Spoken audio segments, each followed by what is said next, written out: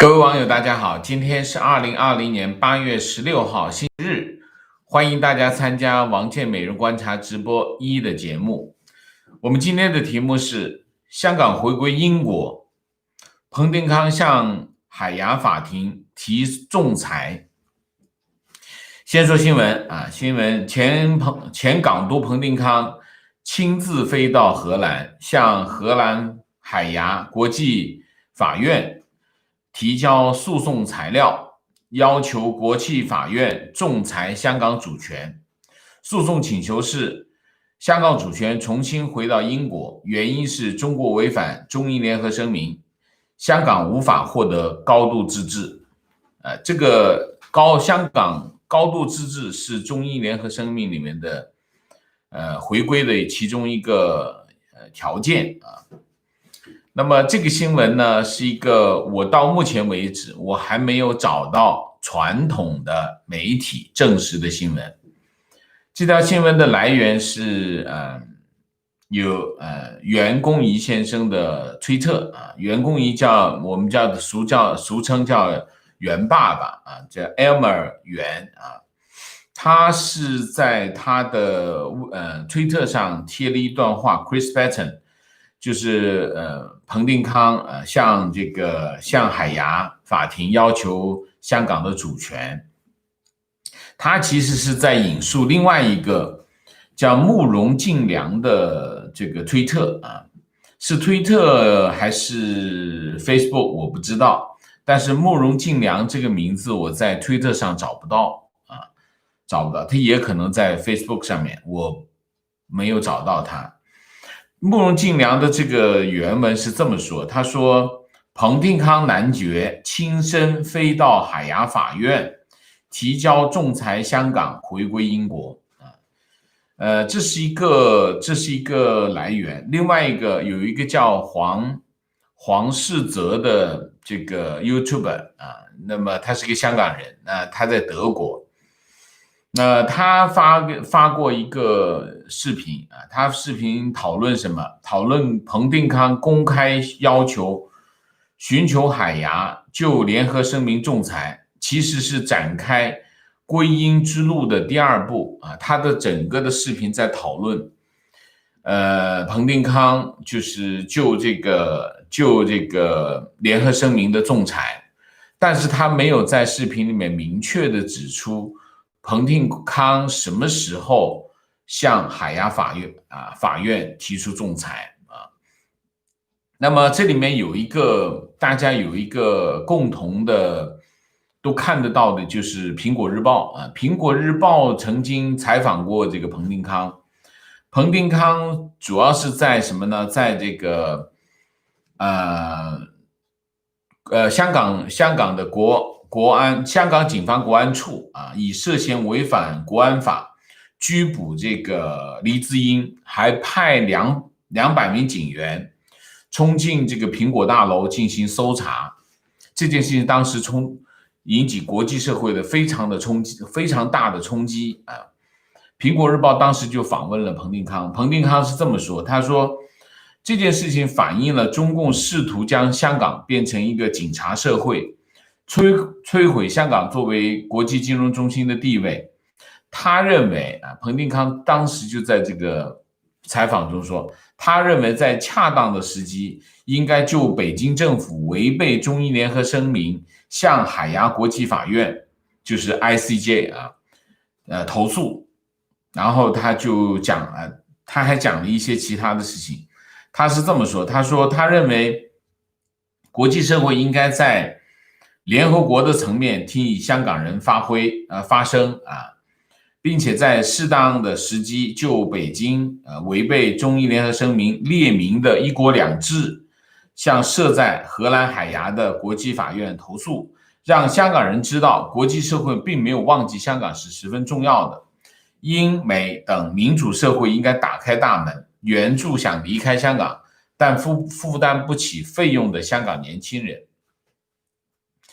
我今天把这个新闻拿出来讲其中我还有2条新闻我也想讲但是先讲这一条新闻。这是一个我现在还没有办法完全证实，但是也是有来源的。我相信袁先生的信用啊，所以我采信他。但是我仍然需要向各位报告我现在对这件事情的一个了解程度啊，所以它也有可能没有发生。我要告诉大家，它也可能没有发生，但是这件不管它发生还是没有发生，或者是这件事情正在路上，这绝对是一个重磅新闻啊，重磅新闻。所以我还是要讲，因为它影响非常大，它会影响整个香港事件。我把香港今年这个5月份到现在，我把它归结为叫香港事变，它会影响整个香港事变的进程啊。因为在香港已经聚集了非常多的力量，各个力量啊，香港本地的力量，香港人民香港市民，香港的这个特区政府啊，然后特区政府背后的北京政府啊，中国政府，然后有英国政府啊，有美国政府啊等各个世界上还有很多支持香港人的力量，都在这一个中国大陆经常把香港叫成弹丸之地啊，弹丸之地，聚集了这么多的力量。那么在这里面啊，那么所以这是一件非常重要的事情，它会影响香港事变的进程，这是第一条。所以我尽管它还没有得到完全的证实，但我还是要讲这件事情，这是第一。第二，彭定康不是等闲之辈，他是最后一任港督啊。那么他以他的身份，我就新闻未经证实的新闻我来讲啊，以他的身份来提出一个这样的仲裁，没有比这个更恰当了啊？为什么？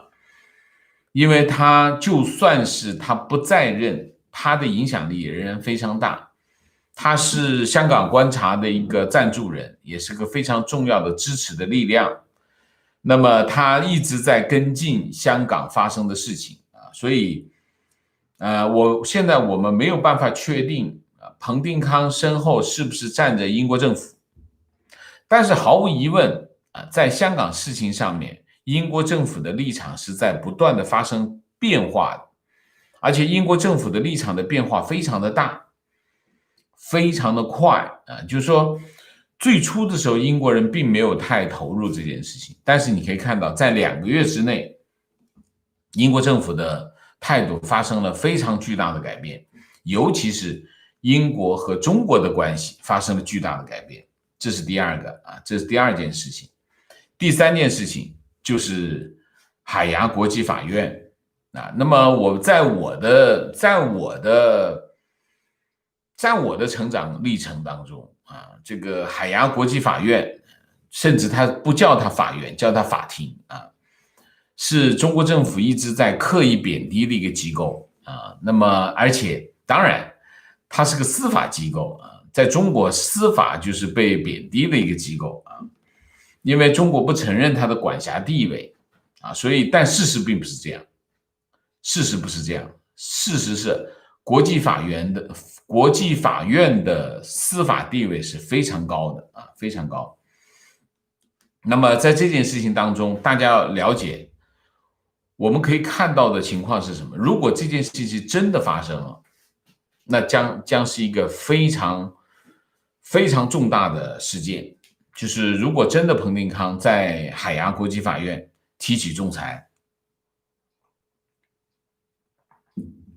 我们来讲一讲啊，这个国际法院不叫海牙国际法庭，就叫国际法院。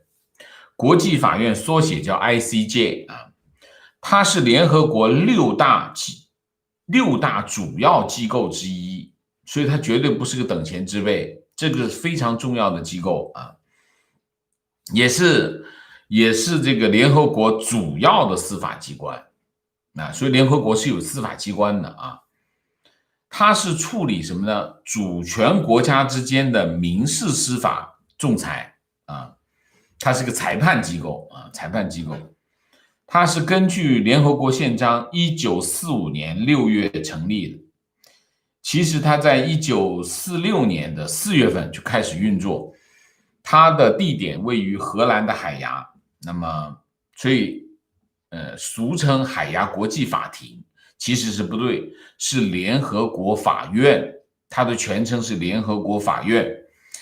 它的主要的功能是对各国提出来的案件做出有法律约束力的仲裁，它是有法律约束力的啊，并且就认可的，并就正式认可的联合国机关和专门机构提交法律意见和法律咨询啊，它是可以认可的，它的法律意见和法律咨询是认可的。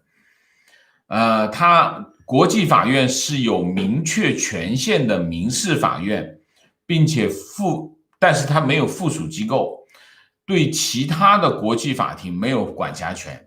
国际法院它没有刑事管辖权，因为它没有办法审判个人啊。那么，但是这种但是它是主权国家的争端才可以提交国际法院的仲裁啊。那么看一下哈，国际法院有15名法官，任期9年，连选连任，其中有1名是中国人啊。那么迄今为止，国际法院已经做出了74项仲裁，这些仲裁全部都是强制性的。虽然它不是每一项仲裁都能够得到履行，但是当一方认为另外一方没有履行国际法院的仲裁的时候，可以要求联合国安理会采取行动，而且要迫使另一方履行仲裁所规定的义务，就是安理会，他可以提醒安理会要求强制执行啊。这里面最有名的案件是什么？最有名的案件就是南海仲裁案啊。南海仲裁案就菲律宾提出来，菲律宾提出来是根据这个联合国海洋公约啊，它是指控这个中国的这个九段线违反了这个联合国的海洋公约啊，要求这个国际法院仲裁啊。那么2013年的2月19号，中国正式拒绝参与仲裁案，我不参加，你去吧啊。他认为呢，为什么呢？因为中国认为它涉及的争端超出了领土主权和海域划界的问题啊。那么仲裁庭对这个没有管辖权。2014年的12月7号，中国发表了这个立场文件，阐明他的立场啊。那么2015年的7月7号，仲裁庭去举行首次的听证会，中国没有参加。10月29号，仲裁庭正式裁定，对这个案件菲律宾提出的7项诉求拥有管辖权啊。那然后他会对这个仲裁案做出仲裁。2016年的7月12号啊，7月12号，在中国缺席的情况下，仲裁庭公布仲裁结果。菲律宾在这件案件上的几乎所有的问题全部菲律宾在案件上的所有的全部诉求，仲裁庭的5名仲裁员一致裁定，在联合国海洋法公约下，中国对海南自然资源不享有基于九段线的历史性权利，就说你这九段线，你知道自古以来不成立啊，不成立。仲裁庭还认定中国在南海的填海造地给环境造成了不可挽回的损失，要求中国政府停止在南海的活动。那么这就是南海仲裁案。南海仲裁案的结果当然没有执行，为什么？因为菲律宾如果向联合国安理会提出要求执行，那么中国是联合国安理会常任理事国啊，所以这个仲裁当然没有执行。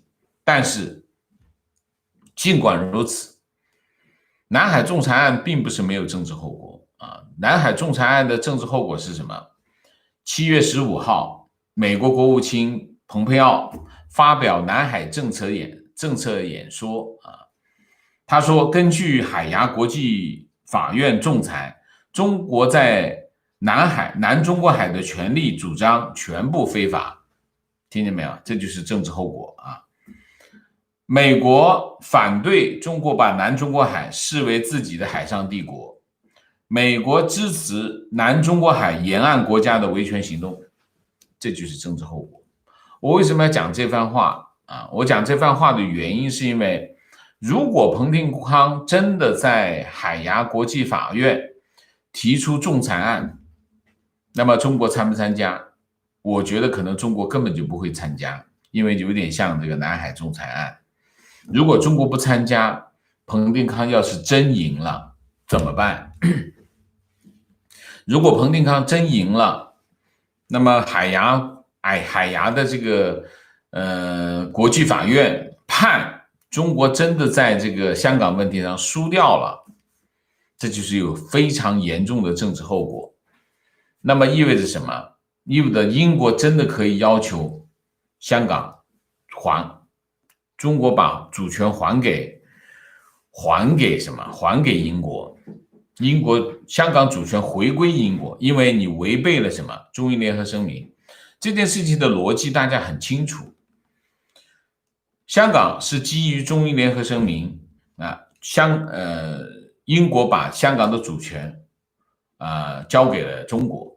前提是一个中英联合声明啊，中英联合声明，中国想这是一个历史文件，说它已经失去效力，这是胡说。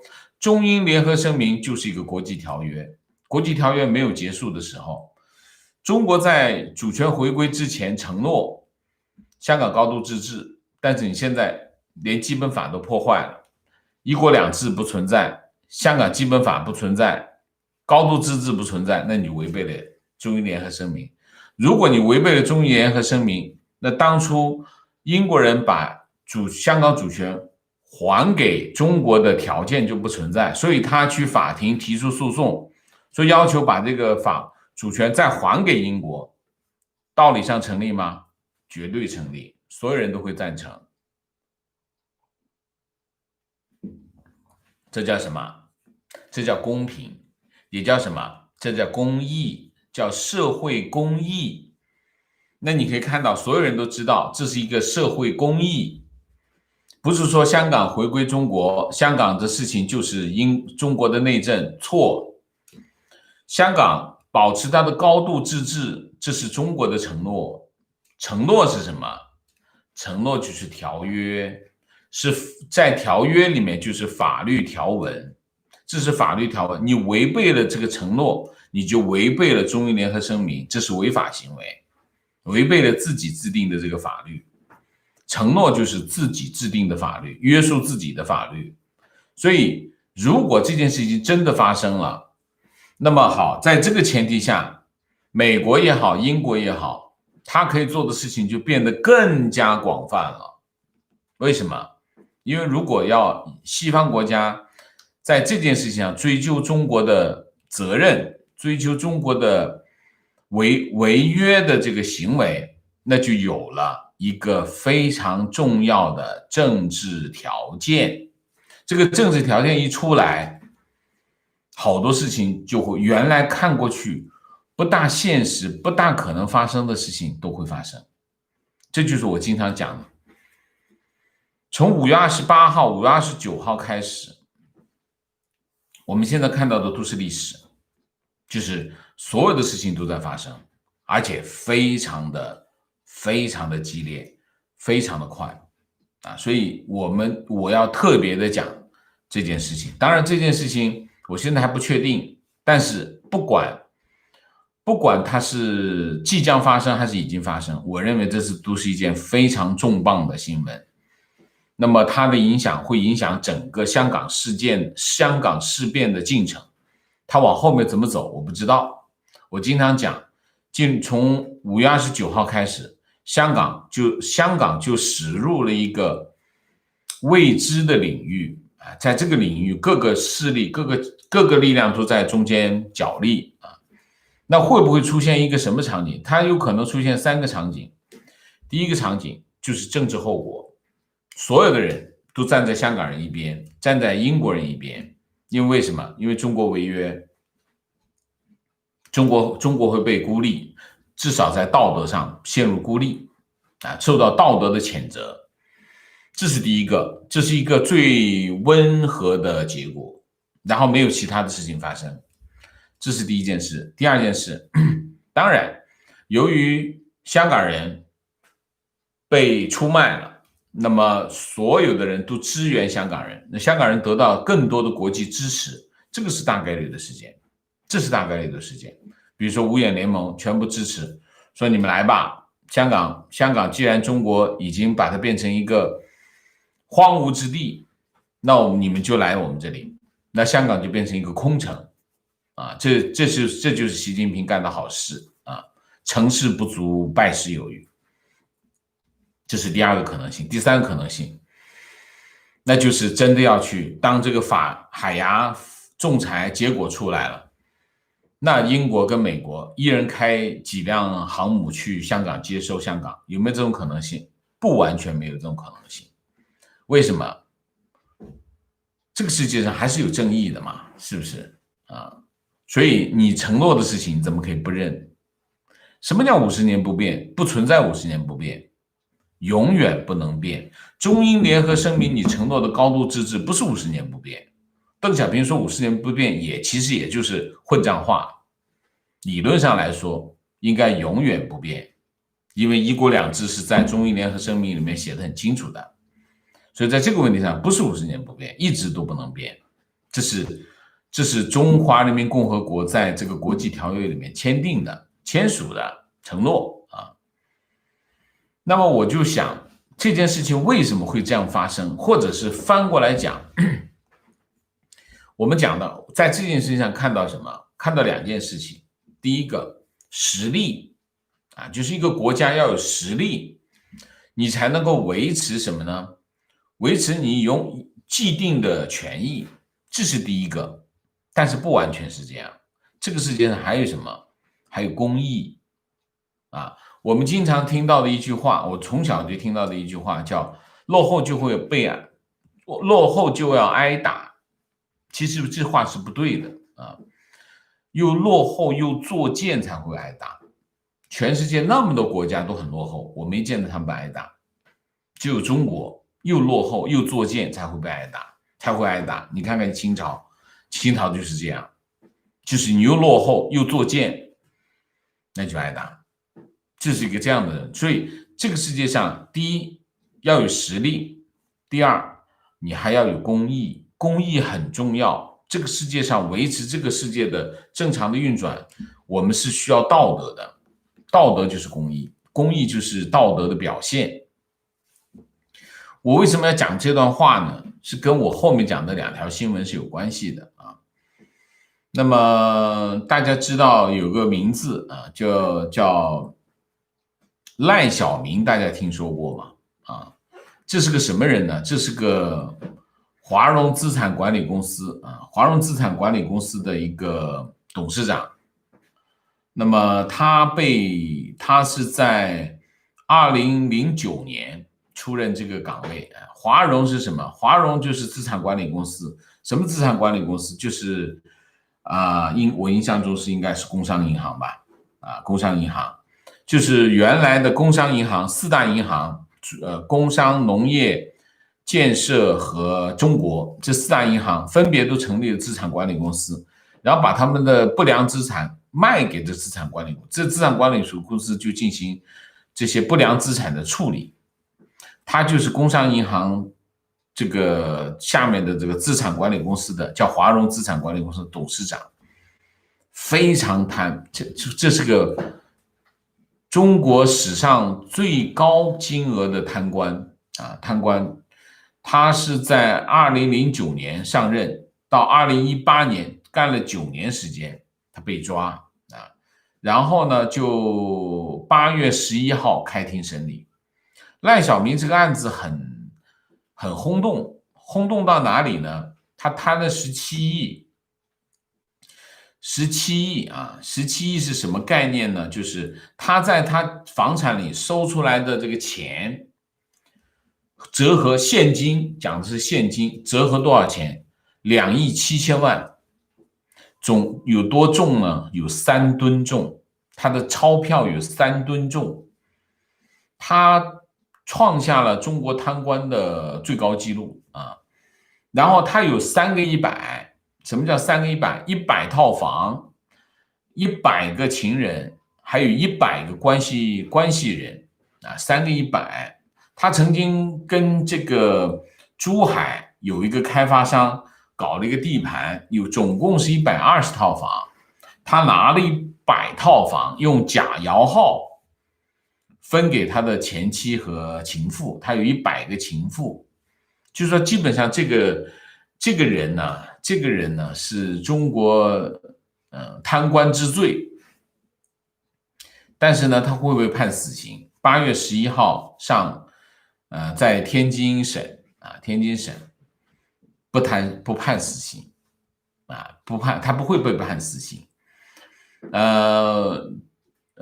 这个微博上面有一个叫阎烈山的，阎烈山在南都也写专栏啊，是一个时评家。他这么说，他说通过心照不宣的不适用死刑的方式导致死刑不上官员，这不是一种严肃的司法行为啊。这讲的很温和，现在讲话都是这么讲话的。正常的做法是对官员的职务犯罪慎用死刑，确保死刑只适用于极个别如赵正永、赖小民之流严重超出社会容忍极限、毫无廉耻的顶级官员。倘若贪腐金额达到17亿的赖小民也能逃过死刑，必是对刑法的莫大羞辱，令其尊严荡然无存。死刑不上赖小民，刑法何堪？他讲了一段这样的话。这件事情让我想起跟这个香港是有关联的。我等一下一气讲完啊。习近平上台之后强调2个意识啊，什么意思呢？第一个叫底线意识啊，我们要有底线啊，你不能退，一退我不能在所有的事情上不能退。一退我就要掉下去了，这叫底线意识。所以你可以看习近平在很多事情的处理上都是不退啊，不退的原因是因为他有底线意识，这叫底线意识。第二个叫斗争意识，就叫斗啊，什么事情都要斗，以斗为主，这2个意识。但是其实有一个意识他没有说，叫什么意识？叫团伙意识。什么叫团伙意识？习近平上台之后有2个规则是不碰的。第一个，官员怎么贪污都不判死刑，这是第一个。第二个，不碰红二代，红二代出什么事儿都不抓啊。这是什么？这2件事情反映什么？反映习近平的第3个意识，叫团伙意识。我们是一伙的，这就是黑社会治国。黑社会治国才会有团伙意识。这种团伙意识是什么意思？这个破坏的是什么？破坏的就是社会公义。一个国家如果你失去了社会公义，意味着什么？意味着这个国家就没有公义，没有道德，或者叫不道德的，这是一个不道德的国家。一个不道德的国家是什么呢？会有什么后果呢？其实很多人觉得，哎呀，这个司法反正我不打官司，跟我没关系。其实不是的。其实一个国家如果没有道德的，意味着什么？意味着在这个国家当中，任何一个善良的人都没有好下场。就是你不能做一个好人，你只能做一个坏人。我今天在推特上看见一个网友叫王清鹏啊，王清鹏写了一段话，我很有感触。其实这几件事情是关联在一起的啊。这个王清鹏他是这么说，他说小时候父亲对我的评价是，你太善良，注定你一辈子将一事无成。他举了个例子，他说小的时候啊，他说有一件事情，我父亲一直对我这个念念不忘，说小的时候他父亲带他去下地，看见路边上有个老头在刨树根，他就求他爸爸说我们一起去帮他吧。这件事情他爸爸一直记得，他爸爸就说你这个人就太善良，一辈子一事无成。你想一下，一个社会一个国家，老实讲我也听到过这种话，就是说我们在我们的成长的过程当中，我们的父辈经常跟我们讲，做人不能太善良，再善良做不成事情。中国的社会就是一个这样的社会，这样的社会的来源是什么？根源是什么？根源就是中共。中共把中国变成了一个什么国家？中共把中国变成了一个没有道德的国家，这个社会才变成什么？才变成了一个没有底线，所有人以善良为耻的一个这样的国家。你在这个国家生活，你只能做一件事情，做什么事情？做坏事。我在推特上还看了一个视频啊，一个中年妇女，她在一个景区，她随手就把别人的这个告示牌推翻走，她一路走一路在做这些事情。为什么？这就是一个这样的社会，就是你不能干好事，你只能做坏事。你比如说现些年已经没有这个新闻了，因为已经没有人干这种事情了。早些年就2000年附近的时候，就是扶老人被老人反咬，这种事情非常的普遍。再往前发生的是什么？发生的是这个见义勇为的人被判刑。中国就是一个这样的社会啊，见义勇为的人就判他行为过当，总之要判他刑，判他关起来，怎么都得关他一段时间。中国在做一件这样的事情，这是什么事情？就是让这个国家变成一个不道德的国家。我为什么要讲这件事情？这件事情就是在香港。香港，如果中国在香港这件事情上能够过去，这个世界就没有道德。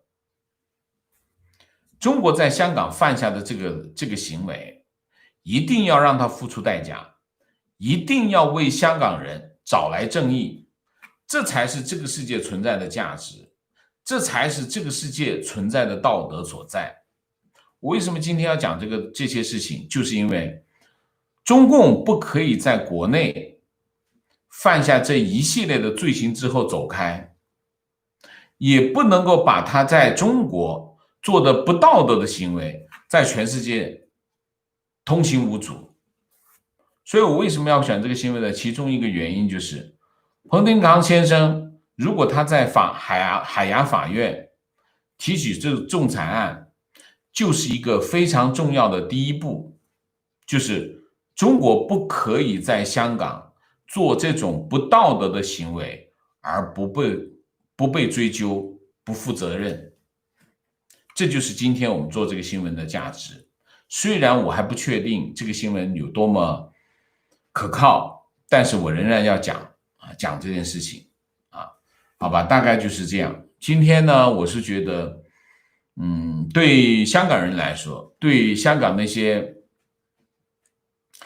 在马路上背上一个小包，冒着橡皮子弹，冒着催泪瓦斯往前冲的那些年轻学生们来说，今天是个非常有价值的一天，也是个非常重要的一天，因为他们的付出，他们的血泪，他们的生命没有白费，这是非常值得的一天啊！好，我们今天的主题就讲这么多，我们下面就进入互动啊！进入互动之前，例行公事，请大家点赞，请新来的网友订阅，请大家加入我们的会员，支持我们做更好的节目。那么进入互动之后，请大家不要聊天这个美西，请你把五毛好好的给我踢一下啊，就是直接就拉黑了吧，就不要给他们机会了啊。那么请大家不要聊天，3个情况、问题、观点，好吗 ？OK， 看看今天大家有什么意见，好吗 ？OK， 明谢一下 ，John Snow， 谢谢 ，JP 王，谢谢老呆，感谢王老师坚持每日的报道，谢谢啊，姥姥王，谢谢。代表在线老友记 Vicky 曹吃香港的叉烧饭，非常怀念昔日香港的风华。Burke 张，谢谢 KDK， 谢谢王老师每天准时准点的更新，请王老师喝一杯丹麦加斯伯啤酒啊 ，Carlsberg 啊，好啊，可惜我现在不能喝，我不能喝啤酒啊，大家知道的啊，谢谢你的好意啊。观点，这真的是重磅，就算不成功，也是扇中共一个大嘴巴，也是给美国干预提供法律依据，让独裁政权更加孤立，非常正确。观点，彭定康做得好，就是应该利用各种合法手段，不断的曝光土共的丑恶嘴脸，让全世界认识到土共是自由世界的死敌。是的，他是很多死敌，他是文化的死敌，他是自由的死敌，他是民主的死敌，他是爱的死敌啊！中共的文化，共产党的文化就是一个字恨，他是培养恨的啊！观点：中共流氓政权是不会管海牙国际法庭裁决的，比如南海问题，共产党就是不服从判决，但没关系，你会承担后果的啊！观点：仲裁取胜，给美国干预提供法律依据，说得对，但美国一定得跟进，否则会跟奥巴马时代的南海问题一样，菲律宾明明赢了，美国没有跟进，任 CCP 耍无赖，让他们更嚣张，更嚣张倒不至于啊，但是就是耍无赖啊。观点：国际法庭的判决相当于给民主国家对抗中共进行法理上的背书，是的。情况，邓小平的原话是50年不变，50年之后更没有变的必要了。是这样的，这是他的原话。但是他们就说50年不变，至少底线至少你50年不变嘛，是不是？观点 ，CCP 越是攻击的人，比如彭定康、蓬佩奥啊，都姓彭哈，余茂春就越是他们害怕的人，因为他们击中了 CCP 的要害。观点：法治观念在香港人中是比较普及的，这得益于英国对香港的殖民。海牙如果判定中共归还香港，最大的意义就是给香港人一个明确的方向，让香港人知道什么才是合法的。我相信很多浅蓝丝也会被唤醒。提问：这是不是只能英国政府去提？彭定康个人有起诉的资格吗？有的，任何人都可以提。其实这种诉讼任何人都可以提，为什么？只要你具有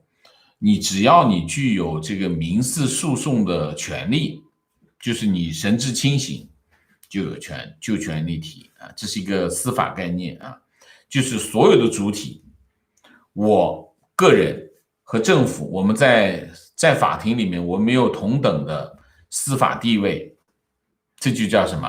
这就叫平等。平等就是这个意思，就是你虽然是政府，你站在法庭上，跟我站在法庭上，我们的司法权利和司法地位是一致的啊。提问：英国赢的胜算有多少？如果赢了，是不是意味着香港可以独立了？林郑这伙人有什么样的下场？林郑有什么下场我不知道啊。香港独立肯定不是啊，这是个仲裁的话是主权移交的仲裁，那香港不应该会是独立，除非主权回到英国，英国宣布香港独立，那是另外一件事，那是另外一个进程。那么香港如果是英国赢了，那理论上应该是主权应该要归还英国，应该是这样的进程啊。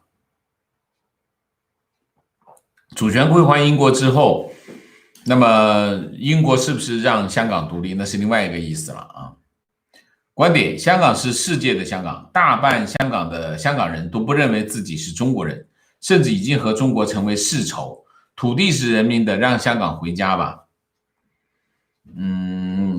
我觉得是这样，要让香港成为脱离中共的魔爪，第一步就要让他先回英国，不是让他独立。让他独立呢，这个进程有点困难。让他先回英国，我觉得这个进程比较容易。然后从英国之后，你看他需不需要独立。但如果你回到了英国的话，理论上我觉得独立的需求没那么大，因为英国本来就让他，英国殖民地原来就是自治嘛，没有管他的英国。所以香港作为一个国际金融中心，还是需要一个国家罩着为好。所以让英国罩着，我觉得还比较靠谱，因为英国是个民主政体嘛，是不是？所以再坏也坏不到哪去吧？你说呢？观点：孙中山一个人想要推翻清政府，基本上不可能。但是造反造20年，10次起义，最后还是做成了。香港今天的情况也是如此。情况。问题：如何评价袁先生透露蓬佩奥准备组织新的组织取代现在的联合国组织？如果这样的大事发生，新的联合国组织在无中国和俄罗斯等不同意识形态的国家掣肘后，西方文明世界意志得到更充分的贯彻的更彻底。我不确定新的国际组织这件事情有多大的叫什么？有多大的可能性啊？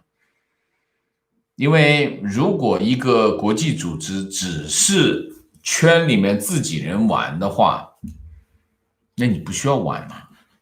如果比如说五眼联盟加上其他的民主政体的国家搞一个新的联合国出来，我叫国联吧，我们就叫以前的名字叫国联吧，国际联盟吧。那其实联合国是解决不同利益集团的利益纠纷的问题平台。那如果你全部都是自己人，你不需要建立一个这样的组织啊，建立一个这个组织干啥呢？因为你没有什么矛盾呢，基本上大家都可以商量的呀。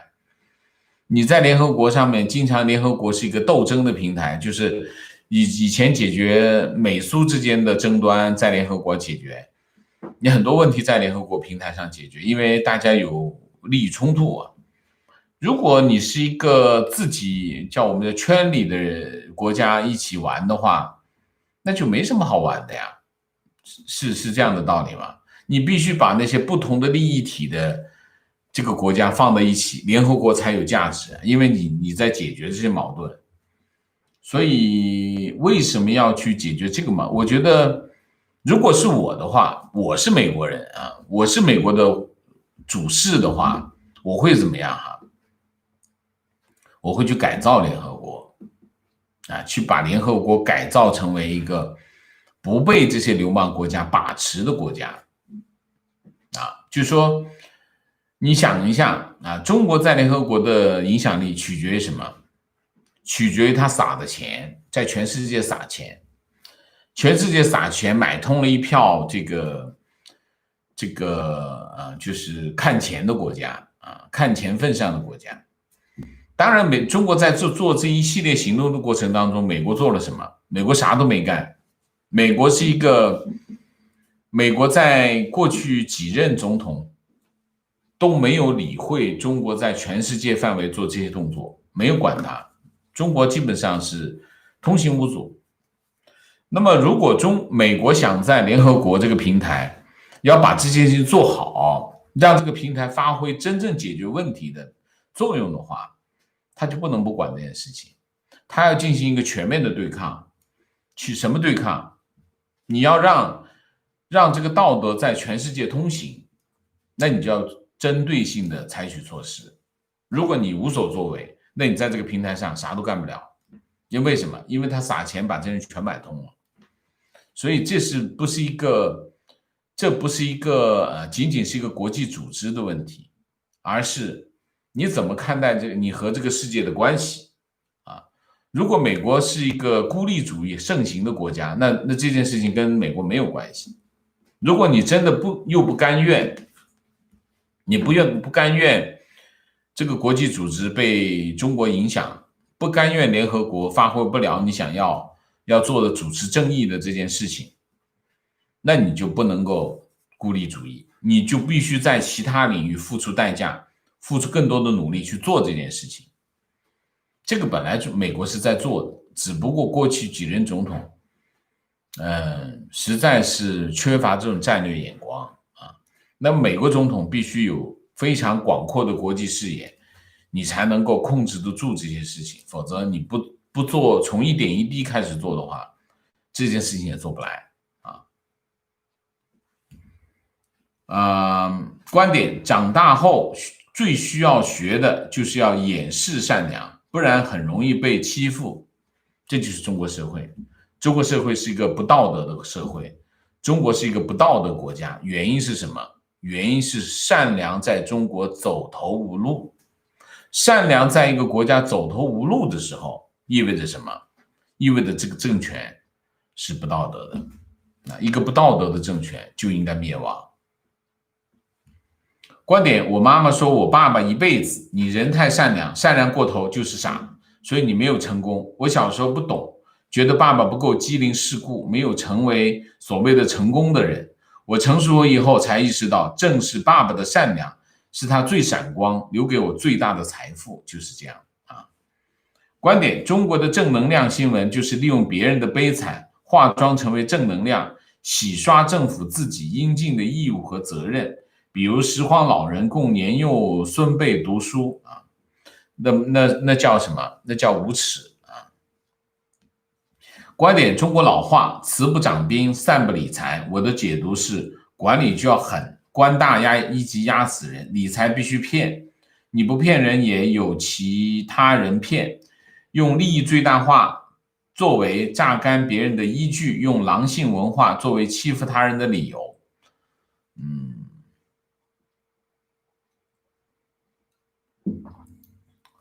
我一直认为中国文化不值得中国人炫耀啊，为什么？因为中国的文化里面的这些东西都不是什么善茬啊，慈不掌兵，善不理财，说明什么？说明你兵不强，财不多。中国的文化不告诉你，你应该让你的兵更强啊，也不告诉你怎么样让你的财多，而是告诉你，你财不多，让你想办法在财不多的前提下怎么去做这件事情。所以中国的文化都不是让人走正道，就让人走歪门邪道，所以这不是什么好的文化啊。当然我这个话讲的有点极端啊，但是我们接触到的大部分的这种所谓的中国文化都不是什么正路。你去看看孙子兵法，从孙子兵法开始往下到这个三字经，到这些一系列我们就是各种老话，没有几个是靠谱的，都是不正当的。用我们现代的这种价值观来看，都是不正当的。慈不掌兵，慈不掌兵意味着什么？意味着残忍啊！白起坑杀40万赵兵，在中国史书上就是一句话。为什么？残忍呐！所以中国人是真的很残忍呐！中国人杀中国人，那真的是你在人类史上没见过这么杀人的。中国人讲什么？易子而食，你可以把自己儿子吃掉，这什么人？虎毒不食子，人还不如虎，那什么意思？所以中国的文化就全部讲的是一些这样的事情，你能看吗？反正我是不会让我的孩子看中国的这些书，这什么文化这是啊？观点，在中共国，父母关门打孩子，警察不管；丈夫关门打妻女，法律不管；中共关门打 HK，别人也不能管，一脉相承，韭菜觉得理所当然，所以他们就是韭菜嘛。情况，驻港部队今天反潜军演了。解放军驻港部队今天早上先后在官方微信号香港利剑以及部队官方微博驻香港部队发帖，部队所属的军舰惠州舰近日在南海演习，期间发射鱼雷、射击主炮和直升机着舰，并强调反潜舰是演习重点，演习片段没有显示鱼雷命中目标，海军的主炮及士兵近距离射击都是向大海开火。解放军解放军这些装备和武力啊，对付老百姓是绰绰有余啊，但是能打谁就不好说了，碰到其他的部队能打成什么样也不好说了。你看看驻港部队的那个头有多少个善终的，驻港部队的这个司令员跟政委没几个善终的啊，为什么？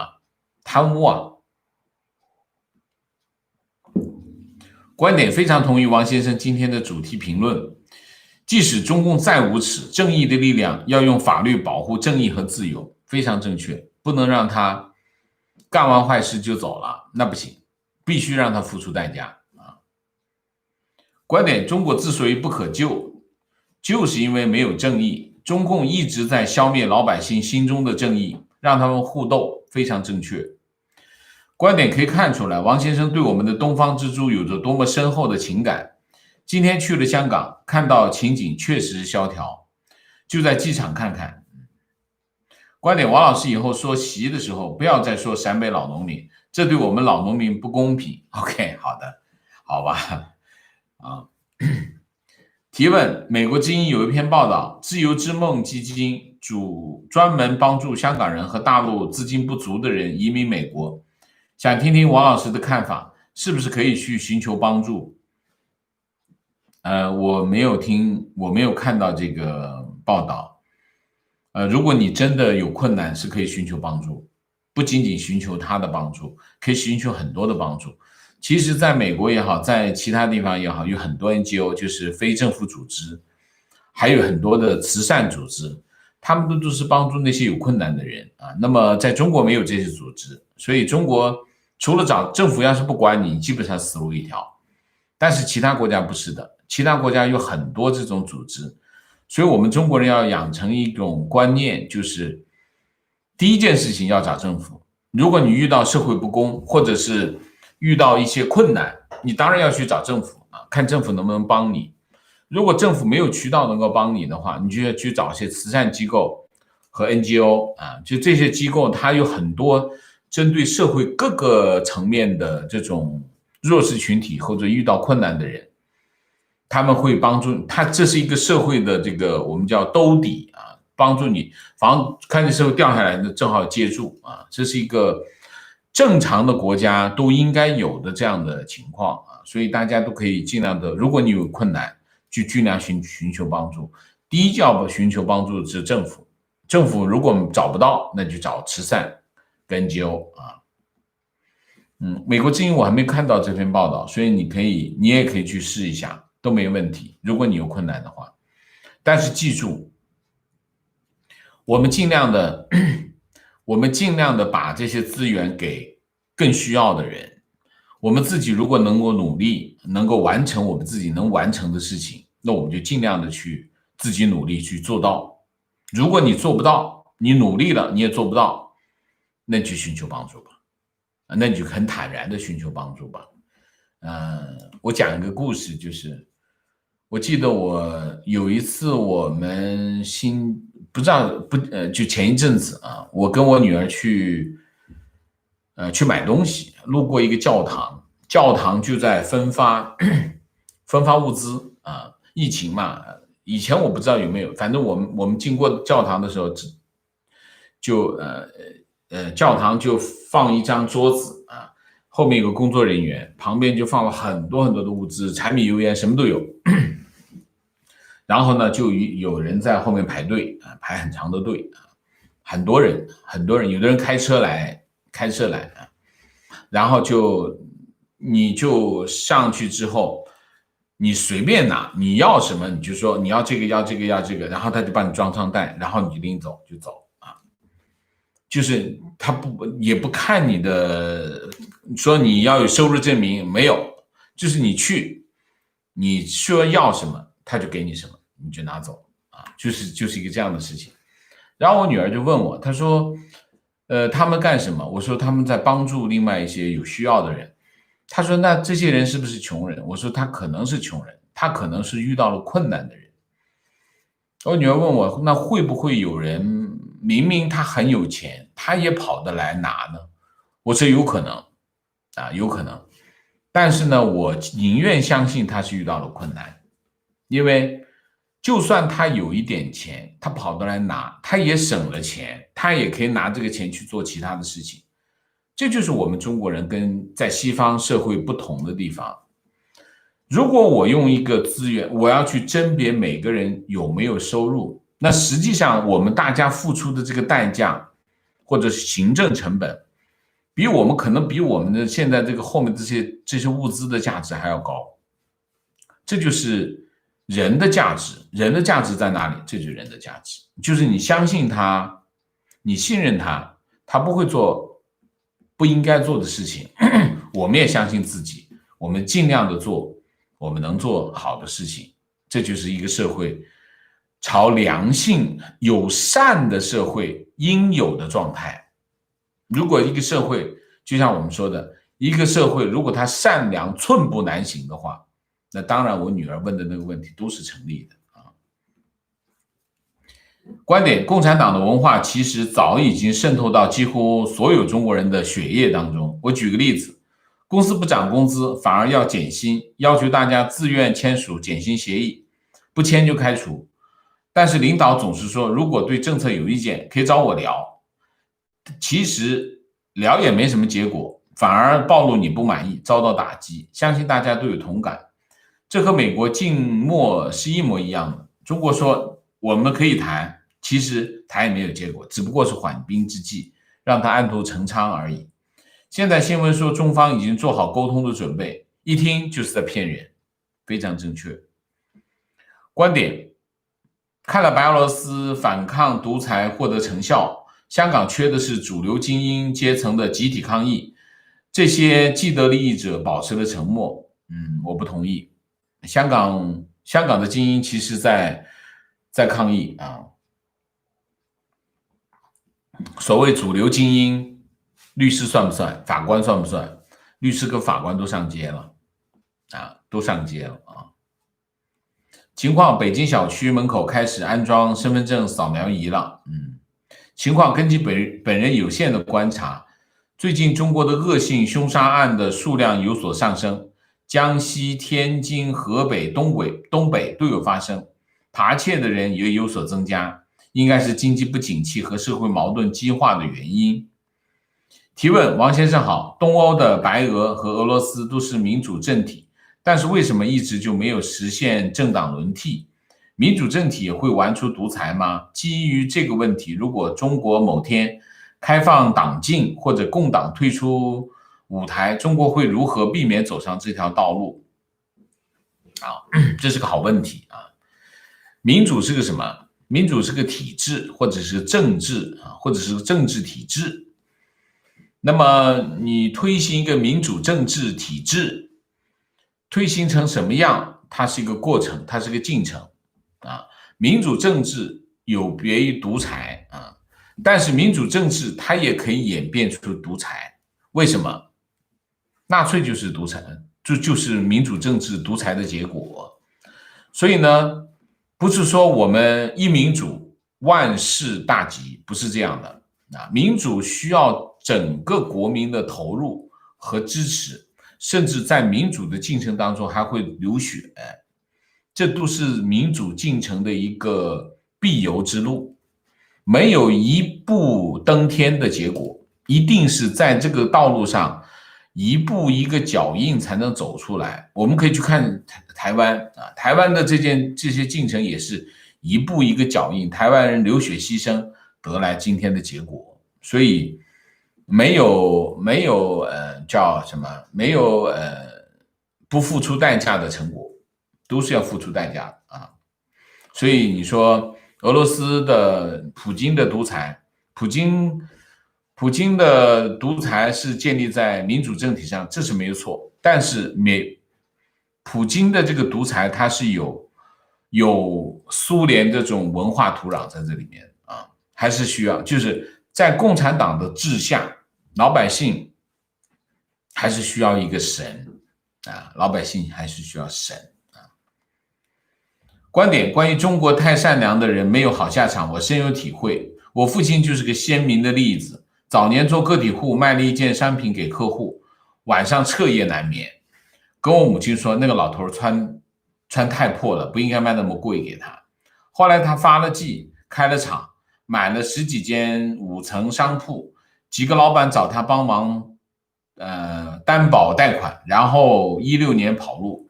我家一夜崩溃，房子拍卖，厂子查封，他四处躲债，无家可归。而我跟老婆母亲在市区租房子住，开了家便利店谋生，想起来真是唏嘘不已。就是这样，在中国就不能够善良，善良在中国走投无路啊。观点一：日本一定是和美国站在一起的。昨天，日本原首相小泉的儿子参拜靖国神社，遭到中国抗议。日本网民评论说：“不要干涉我们的内政。”非常正确。对啊，你凭什么干涉别人内政啊？观点：没有了公平正义，就没有法治。那么做好人就是傻子，因为他在这样的社会获得不了他需要的，也竞争不过那些恶人，最后逼好人变坏，所以慢慢进入恶性循环。久而久之，劣币驱逐良币，必须要限制政府的权利。非常正确。观点：是的，现在中国是一个逆淘汰的社会，做坏事没有人谴责。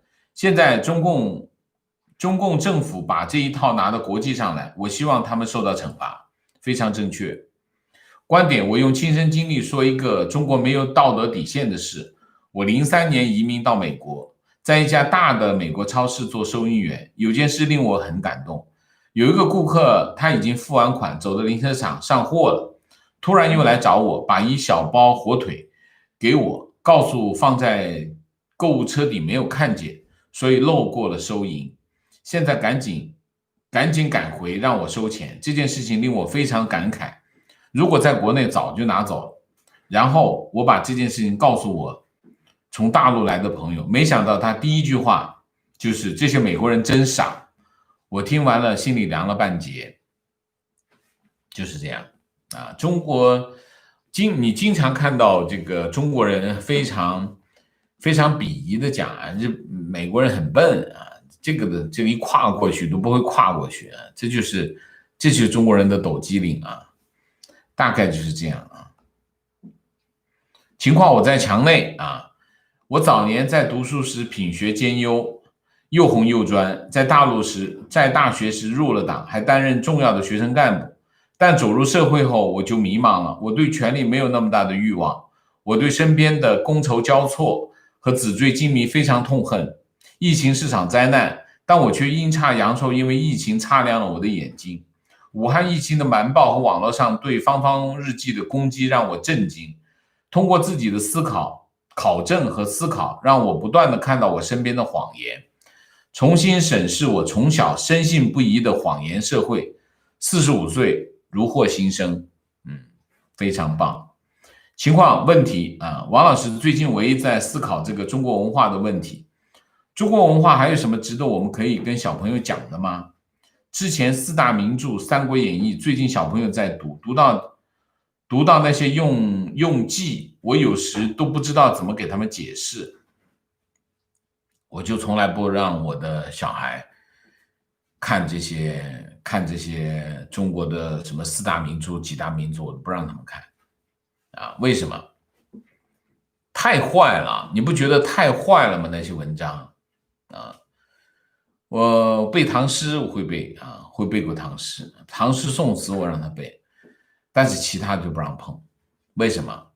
你随便拿一篇文章来，你去看一下里面，你看一下里面背后的那些潜台词，没有好东西，全是坑蒙拐骗，就是坑蒙拐骗，不走正道啊！所以中国强大不了，原因是什么？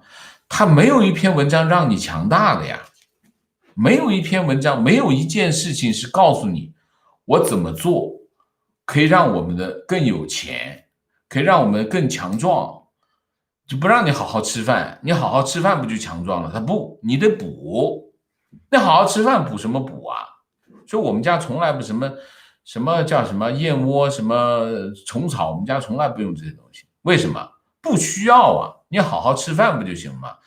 吃足够多蛋白质，你就够强壮了。所以中国文化就不让你吃肉，不让你吃这些正常的食物，就让你天天去补中药，去干这种事情。中国文化就是那些中药，你值得去看吗？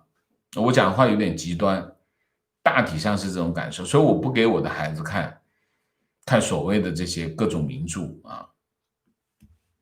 观点：如今的中国哪有什么传统文化？共产党的思想，共产主义思想深入骨髓，塑造整个社会的行为模式，都打着传统文化的幌子，行共产之事。中华文明早就断了。我认为先秦之前的文化才配叫中华文化。朱子的思想，你们真的读过或了解过吗？其深度并不亚于西方的哲学思想。我读过啊，经常很多人都用这种话来堵别人嘴。我读过啊，我才会这么说的啊。明谢一下啊。东岳主人提问：为什么中国媒体报道贪官受贿金额都不报道行贿是谁？得了什么好处给这么多钱？保护行贿者，这是金主啊，还得给钱的人啊。为什么？不为什么？他想说就说，不想说就不说啊。你比如说像部队抓那些贪官他那些收什么钱？就是行贿，行贿干什么？升官啊，行贿都是为了升官，在部队行贿都是为了升官，升官你就是要给钱的。那你见他报过收谁的钱吗？啊，那不都是大军区吗？这就是阮光能，谢谢啊 ，Ada 梁，谢谢彭维光，谢谢 Patrick 长，谢谢刘 Alex， 谢谢，请王老师吃湖南槟榔，槟榔就不要吃了，口腔癌啊，禁槟榔不要吃啊，这不是好习惯，谢谢你，谢谢你的好意，我劝你也不要吃啊。Jess Lee， 谢谢 Vincent 侯，谢谢提问，是不是只要中共是常任理事国一天？海牙的判决就一天无法执行，有没有可能把中共踢出常任理事国？没有办法，这就是联合国的问题啊！联合国有常任理事国6个常任理事国，其实不是中共，是中华民国啊，但是中华民国被踢出去了。Alan 谢谢 Long in Law 谢谢王老师说的我心坎上，我家几代人做人正直老实。但是总会被人欺负，民主国家不会这样。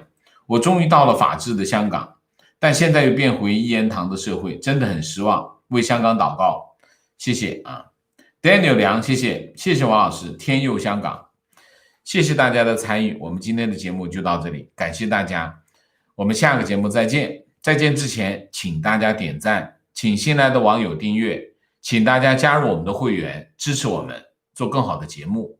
做更好的自己，谢谢大家，谢谢。